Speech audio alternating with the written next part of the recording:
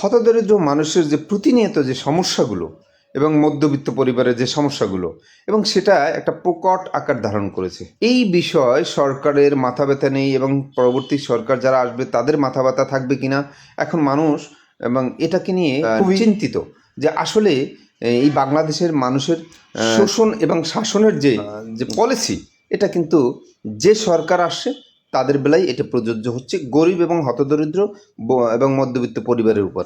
আজকে রাষ্ট্রের এই গ্যাসের ক্রাইসিসের মধ্যে জনগণের অবস্থানটা কোথায় একেবারে স্পষ্টত বোঝা যায় যে জনগণ যে পরিস্থিতির মধ্যে আছে সেখান থেকে বেরিয়ে আসার এখন উপায় খুঁজছে। এই যে কলকবজাহীন সরকার, যন্ত্রপাতিহীন সরকার এবং দায়িত্বহীন সরকার, যাদের মাধ্যমে এই রাষ্ট্র পরিচালনার কথা ছিল, সেই রাষ্ট্র পরিচালনার ক্ষেত্রে তাদের যে ব্যর্থতা, তাদের যে দায়বদ্ধতা, সেটা নিয়ে তাদের কোনো মাথা ব্যথা নেই।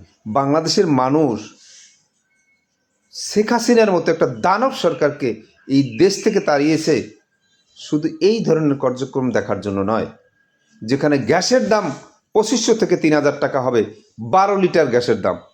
আপনারা কি এগুলো নিয়ে কখনো চিন্তা করেন না? আবার শুনলাম মাঝখান দিয়ে তারা ম্যাজিস্ট্রেট দিয়েছে মার্কেট তদারক করার জন্য, তা নাকি ব্যবসায়ীদের চাপে তারা উঠিয়ে নিয়েছে। ভাই, যদি সিন্ডিকেটই যদি এদেশের প্রাধান্য হয় তাহলে সরকার থাকার দরকার নাই, এই সিন্ডিকেটই দেশ চালাক।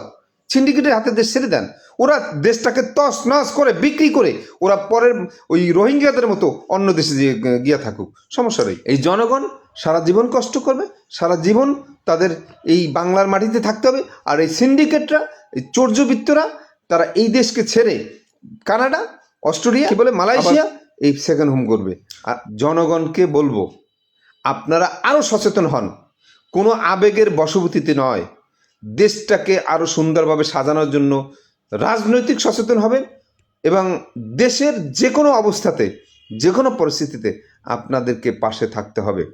যারা সৎ মানুষ, যারা সৎ এবং সাহসী এবং জনগণের কথা বলে এবং জনগণের আস্থার জায়গায় নেবে, তাদের পাশে দাঁড়ান। তাদের ভাবতে হবে আগে, যারা রাজনীতি করে তারা মুষ্টিমেয় লোক, যারা সুবিধাভোগী, তারা কিন্তু 2500 টাকা দিয়ে গ্যাস খেতে তাদের কোনো সমস্যা নেই।